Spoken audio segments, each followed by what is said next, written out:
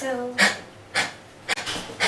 this doesn't include treatment. This is just diagnostics to figure out what's going on with her. It's her office visit, this physical exam that he did, a little bit of blood work to check the blood count. The coag DX is what actually tells me if she's clotting properly, and then radiographs. So it's just office and diagnostics. So when you look at the breathing, you can see she's exaggerated breathing. Now we have a little muzzle on her because we don't know her very well, and she did growl and sniff. Now she wants attention. I'm sorry you have a muzzle on. But when you growl at us, that means you have to have a muzzle on because I like my hands. Is that okay? But anyway, let's look back at the breathing. You can see the breathing's relatively rapid. And you saw, I showed you the blood on the floor, she coughed up.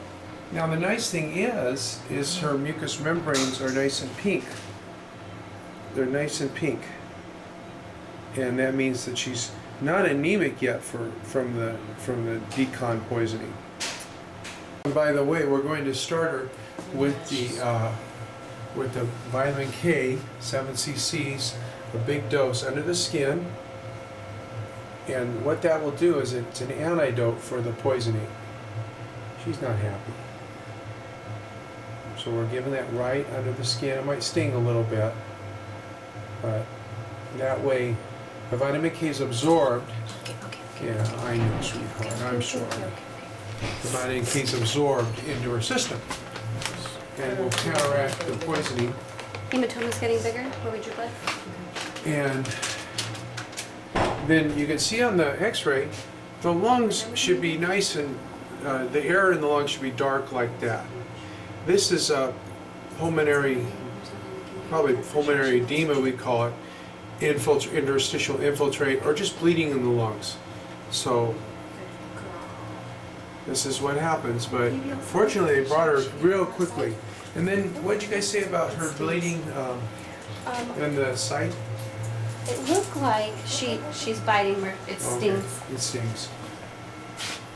Right where we drew blood at the jugular vein, it looked like she's developing a large hematoma. Okay, well let's take a look at that. So she's got that big ball of swelling here.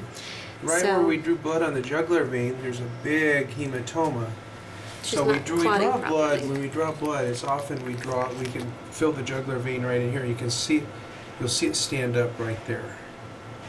Now on this side, there's a big swelling or hematoma where we drew blood, and that's another thing that we would think would happen when a dog's bleeding from decon poisoning. So what we see here is we're looking at the red blood cells in the hematocrit, and it's normal so far. So she hasn't had time to bleed to get anemic, but in our coagulation test right here,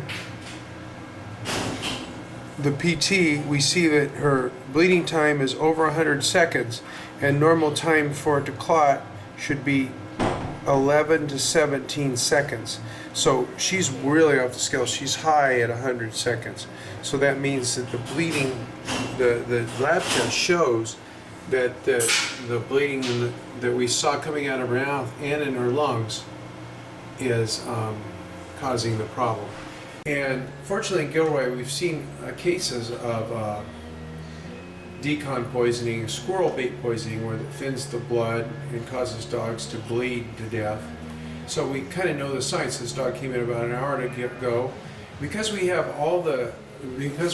the tests that we can do in the lab, we can run the test in these lab machines here, then that gives us immediate answers, and that's where we got the blood, the PT, and could screen how quickly the blood clots, because we have these machines right here. Now, that adds a lot to your bill, and you always want to know why the bill's so high. Well, it's because we have those blood machines, and we have this digital x-ray machine that gives us the answers immediately. She may not need a blood transfusion. Sometimes we'll give dogs blood transfusions, but we'll probably have the owner come back in tomorrow or the next day, and we'll take another blood count and make sure blood count isn't going down.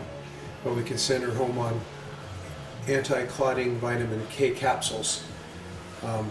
and I think she'll be okay. I think you're on the. Quit eating squirrels. Quit eating squirrels. Are you eating squirrels? Don't eat that, and don't chew up squirrel bait. Get better. In Gilroy, we have dogs and cats that will eat rodents and get secondarily poisoned.